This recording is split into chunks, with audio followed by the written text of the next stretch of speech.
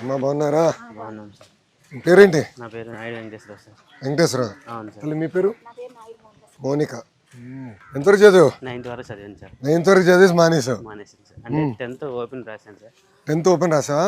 అవును సార్. దాని తర్వాత ఏం చేయాల? ఇంకేం చేయలేదు సార్. ఇంకా ఈ ఫీల్డ్ ఎప్పుడు వచ్చావు ఈ వృత్తిలోకి?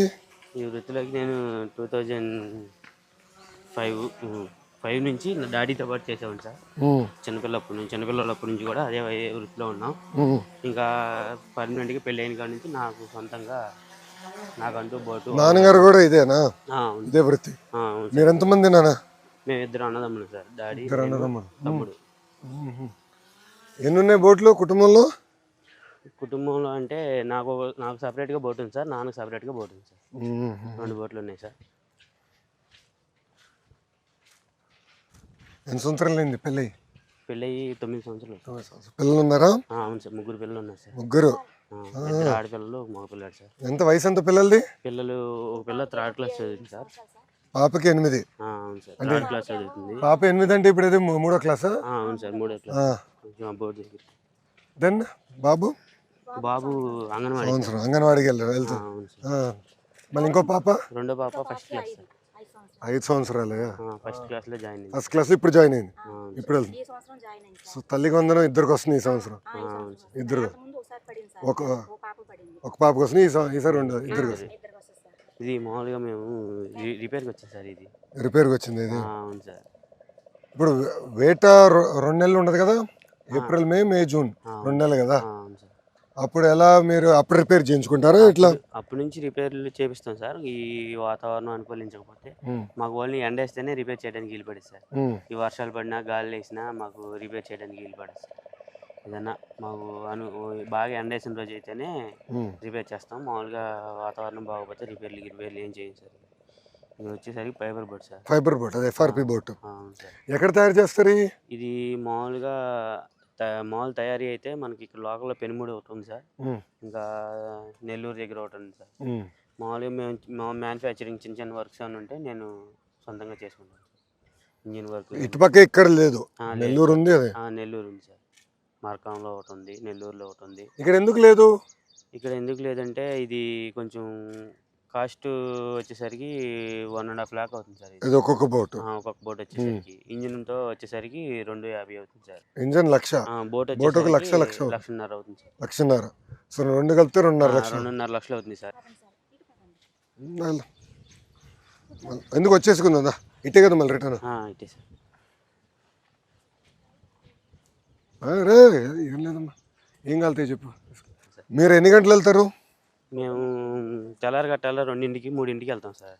2-3 బయలుదేరా? నైట్ 2-3కి వెళ్ళి బయలుదేరేసి వాళ్ళలో ఉన్న చేపలు పీతలు అవి ఏమన్నా పడితే అవి తప్పించుకుని వచ్చి మళ్ళీ రిటర్న్ 9ంటికల్లా ఇంటికి వచ్చేస్తాం సార్. పొద్దున వచ్చేసి మళ్ళీ అవన్నీ అమ్మేసుకుని సాయంత్రం మళ్ళీ 5ంటికి అలా స్టార్ట్ అయ్యి వెళ్తాం సార్. ఇప్పుడు ఎక్కడ అమ్ముతాం? ఇక్కడే సార్, లోకల్లో కంపెనీస్. లోకల్ అది చూసా, లోకల్లో కంపెనీలకి ఇచ్చేస్తారు. అవును సార్. ఇక్కడ చూసే వచ్చేటప్పుడు షాపులు కూడా ఉన్నాయి కదా, సార్. వాళ్ళకి ఇస్తారా? వాళ్ళకి ఇస్తాం సార్. వాళ్ళేమో డైరెక్ట్ ఎక్స్పోర్ట్ చేసుకుంటారు సార్. వాళ్ళు అంటే ఒక ఫిష్ ఒక ఏరియాకి వెళ్ళేది కదా, అలా వెళ్ళి వాళ్ళు గ్రేడింగ్ చేసుకుని ఏ ఫిష్ ఏ ఏరియాకి వెళ్తే బాగుంటుంది. ఎన్ని చేపలు పడతారు మీరు? అంటే చెప్పలేము సార్, అది గంగమ్మ తల్లిదయ్యా. ఒకరోజు 1000 రావచ్చు, ఒకరోజు 10,000 రావచ్చు. ఇక్కడ ఎక్కువ ఏమొస్తాయి? ఎలాంటి చేపలు వస్తాయి? ఇక్కడైతే అట్టికే చేపలు వస్తాయి సార్. అట్టికే చేపలు, మ్యాన్ చేపలు, కొండి చేపలు వస్తాయి సార్. అట్టికే చేపలు సముద్రం నుంచి ఎక్కి రావట్లేదు సార్. ఏమా అట్టికే చేప అంటే అది సన్నగా ఉంటుంది సార్. ఇది సన్నగా ఉంటుందా? అవును సార్. టేస్ట్ ఎక్కువ ఉంటుంది, కాస్ట్ కూడా. ఏం పట్టిస్తున్నావు ఈరోజు? ఈరోజు మీకు పొండి చేప పట్టాను. ఇక్కడనా మా లక్ష్మీ నరసింహస్వామిని తీసుకొచ్చారు ఇక్కడ నుంచి. పేరేంటమ్మా? పార్వతి. నేను భలే ఉన్నావు, తెలిసినాక వచ్చా. నీ పేరేంటమ్మా? సుధీర్. ఎన్ని సంవత్సరాలు అయింది పెళ్ళి? బాగా చూసుకుంటున్నాడా? కంప్లైంట్ ఉంటే చెప్పి ఇప్పుడే పట్టేసుకుంటా, మనం వదిలిపెట్టాను. 6 సంవత్సరాలు అయింది. పిల్లలు ఉన్నారమ్మా? ఎంతమంది? 4. ఏం చదువుతున్నారు? ఫస్ట్ క్లాస్ ఎల్కేజీ ఒక చిన్న పిల్లవాడు అంటే ఫస్ట్ క్లాస్కి ఇప్పుడు వెళ్ళింది కదా. ఏ బడికి పంపిస్తున్నావు? గవర్నమెంట్ స్కూలేనా? ఎక్కడ? ఇక్కడ. ఎంతమంది పిల్లలు ఉన్నారు ఇక్కడ గవర్నమెంట్ స్కూల్లో? చాలా మంది ఉన్నారు సార్. గత ప్రభుత్వంలో మత్స్యకార భరోసా పథకం పడింది. మన ప్రభుత్వంలో 20,000. ఇప్పుడు 20,000. ఇప్పుడు రెండో విడత కూడా వచ్చిందా? వచ్చింది సార్. రెండో విడత మొన్న వచ్చింది. అదే ఈ వేట నిషేధం అప్పుడు పడుతుంది కదా. రెండో విడత మొన్న పడింది. అది తల్లికి వందనం మొదటిసారి పడింది. ఇప్పుడు రెండోది మళ్ళీ ఇప్పుడు వేస్తారు. జూలై ఇప్పుడు 16, 17, 18 మధ్యలో వేస్తారు. ఇప్పుడు ఎన్ని సంవత్సరాల నుంచి నువ్వు ఈ వృత్తి పైన ఆధారపడి ఉన్నావు నాన్న? ఏ క్లాస్ వరకు చదివావు? 8th class. పిల్లలు ఏం చదవాలనుకుంటున్నావు? పెద్దగా చదివించాలనుకుంటున్నాను సార్. అందరినీ ఆడపిల్లని బాగా చదివించాలి. Very good. ఆలోచన ఎక్కడి నుంచి వచ్చింది పాపకి?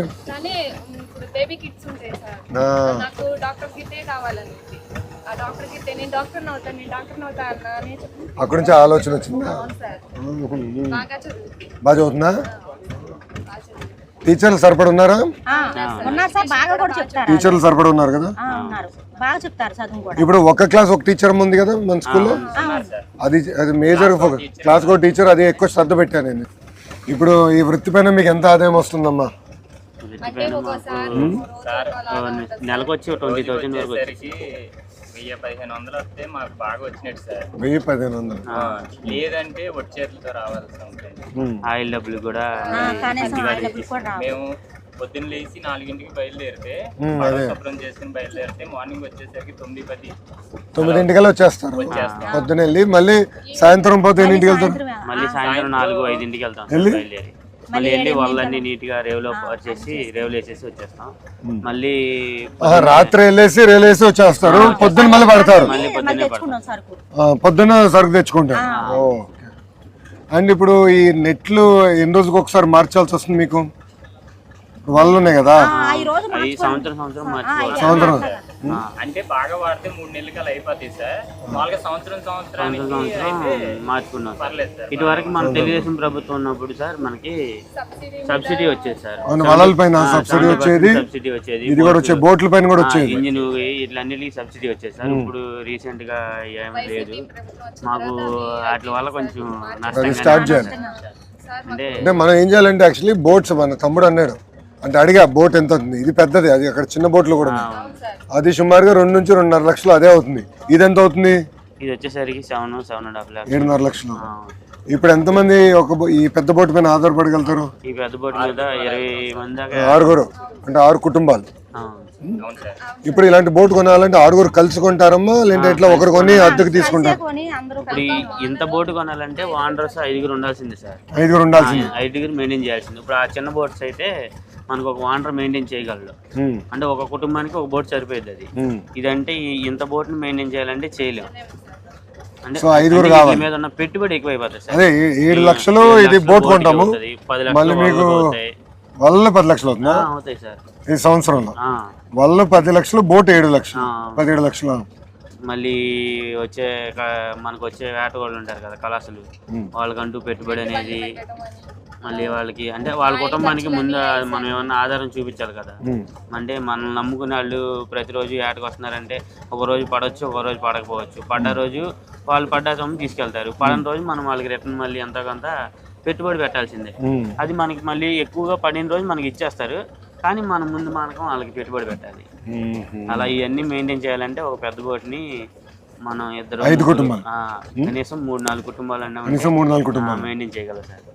ఇప్పుడు మామూలుగా అంటే వలలోనే చాలా టైప్స్ ఆఫ్ వలలు ఉన్నాయి. ఒక రకం అంటే అదొక రకం. ఎన్ని రకాలు ఉంటాయి? 10-15 రకాలు. మన గ్రామంలో 10-15 రకాలు వాడతారా? వాడతారు సార్. అంటే పీతలు పడే కూడా ఉంటాయి. పీతలు పడే బొట్లు ఉంటాయి. అవును సార్, పీతలకు సపరేట్ గా బొట్లు ఉంటాయి సార్. ఇది బొట్లు కూడా దేని నుంచి తయారు చేస్తారు? ఎదురు బొంగు చెట్లు ఎదురు బొంగులను తయారు చేస్తారు. ఇక్కడ పీతలు ఉన్నాయా? అవునా? అవును సార్. ఇప్పుడు మన ఊరికి ఎన్ని బోట్లు ఉన్నాయి? 58 ఉన్నాయి సార్. ఆ బోట్లు 50. 58 ఉన్నాయి సార్. చిన్న బోట్ చిన్న బోట్లు 58. బాబా కూర్చో. అంటే 58 రిజిస్ట్రేషన్ అయిన బోట్లు ఉన్నాయి సార్. రిజిస్ట్రేషన్ అయిన బోట్లు 58 ఉన్నాయి సార్. 58. అంటే ఒక పర్సన్ కి వచ్చి టూ బోట్స్ ఉంటే లెక్కలో లేవు సార్. టోటల్ రిజిస్టర్ అయిన బోట్లు 58. రిజిస్టర్ కానీ ఎన్ని ఉంటాయి? రిజిస్టర్ కానీ ఒక 10 ఉంటాయి. కొత్త బోట్లు ఎన్ని ఉన్నాయి ఊరికి? 5 ఉన్నాయి సార్. ఇది అవును సార్. మన ఊరికి ఎన్ని ఉన్నాయి? ఈ ఊర్లో ఒక 5 ఉన్నాయి సార్. ఒక 5 బోట్లు ఉన్నాయి సార్ ఇక్కడ. 5 బోట్లు ఉన్నాయి.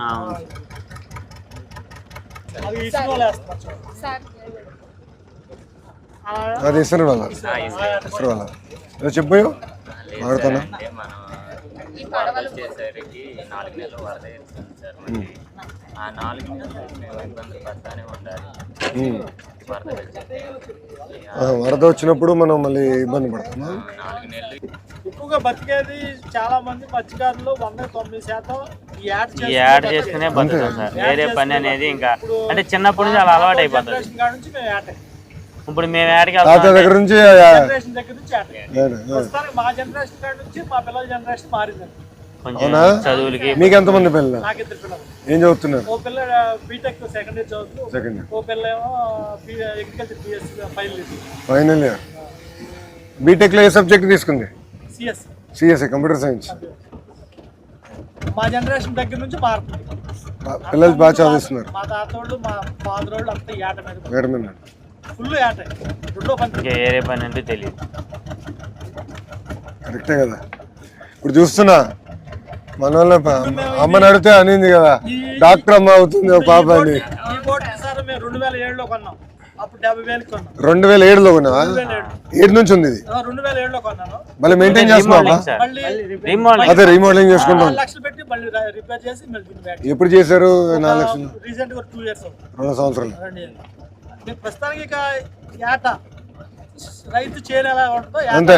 రైతుకి చేయని ఎలా ఉంటుందో మనకి ఎంత ఖర్చు అన్నా ఇప్పుడు రైతు భూమి మీద ఎంత స్ప్రెడ్ చేస్తాడో మేము ఇంక ఈ బోట్ల మీద ఆసక్తి లేదు. గట్టిగా నమ్ముకునే అదే. మరి ఇంకా మరి మాకు ఇంకేరే దారి లేదు కదా సార్. అది ఎటు తీసుకెళ్తే అటు వెళ్ళాల్సిందే. సో మనకి ల్యాండింగ్ ఒక హార్బర్ లాగా మెట్లు గిట్లు కట్టి ఘాట్ లాగా కట్టి, బట్ ఇవి బోట్లు పైకి తీసుకెళ్లాలంటే ఒక ర్యాంప్ అంతా కూడా ఉంది. ర్యాంప్ లాగా సార్. ఒక ర్యాంప్ లా చేసి మాకు స్ప్రెడ్ లైట్లు. సో అందరు బోట్లు అట్లా కట్టేస్తారా?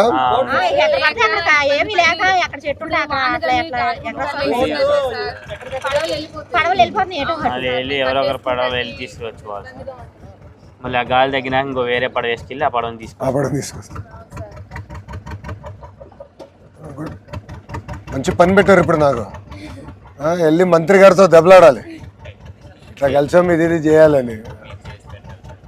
అవగాహన వస్తే చేసి ఛాన్స్ ఉంటుంది కదా. మంచి పాయింట్. రైట్లో అది ఇప్పుడే చెప్పేస్తలే. నేను కలెక్టర్ గారికి చెప్పి అది పెద్ద పని కాదు. అసలు ఎన్నునే మొత్తం చూసుకుని దానికి ఎట్లా చేయాలో చేద్దాం.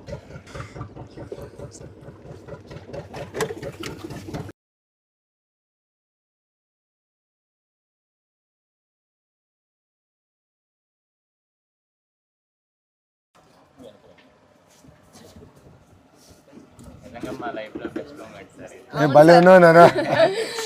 నేను నేర్చుకున్నాక వచ్చా. లేదు సార్, మేము అక్కడ దాకా రాలేం కదా సార్. మీరే మా కోసం అక్కడ నుంచి ఇక్కడ దాకా.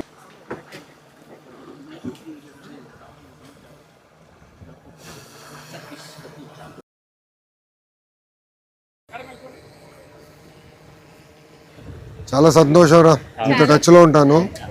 నీ వివరాలు తీసుకుంటే నేను మెసేజ్ పెడతా నా ఫోన్ నుంచి. ఏమైనా ఉంటే నాతో టచ్లో ఉండి నేను చూసుకుంటాను. నాకు చెప్పావు కదా, మంచి ఐడియాలు ఇచ్చారు. నేను కూడా మంత్రి గారితో మాట్లాడుతాను. ఎందుకంటే మీ పట్టుదల నా జన్మలో మర్చిపోలేను. ఎందుకంటే కొన్ని సంఘటనలు జీవితాలు మార్చేస్తున్నాం కదా. నాకు ఇప్పుడు కూడా బాగా గుర్తు ఆ ఊరిలో నడిచింది. ఏం చేయాలి నేను మంత్రి గారితో డిస్కస్ చేస్తాను. Welcome back. థ్యాంక్ యూ నాన్న. ఉంటా చెల్లమ్మ. పిల్లలు అడిగానని చెప్పు. థ్యాంక్ యూ అమ్మా. ఆమె దెబ్బ వాళ్ళు చూడ అయిపోయాను, సనగైపోయాను. నా బాధలు ఎవరు చెప్పుకోవాలి. దాదా ఇట్రా దగ్గర రాదా దాదా దగ్గర ఉంటా చెల్లి. ఉంటా నాన్న, వెళ్ళొస్తానమ్మా. బాయ్ రా దాదా. మీరు కూడా ఈ ఊరే తల్లి? మీరు కూడా పుట్టి పెరిగింది ఇక్కడనేనా? చెప్పురా. ఫోటోనా దాదా దాదా అరే తర్వాత అన్ననా తమ్ముడునా అన్నయ్యనా ఇద్దరులో రౌడీ ఎవరు ఇద్దరు రౌడీలేనా భలే చెప్తున్నాడు రా ఫోటో దిగి రా రా రా రా రా రా